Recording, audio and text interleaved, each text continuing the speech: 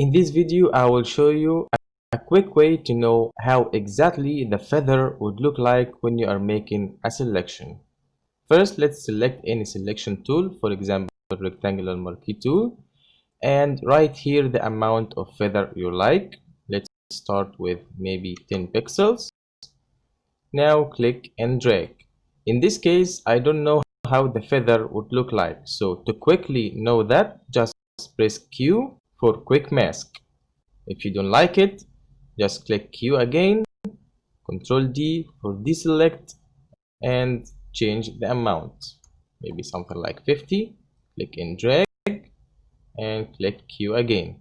If in some reason this red color is inverted, just double click right there and select selected areas. You can also change the color and the opacity.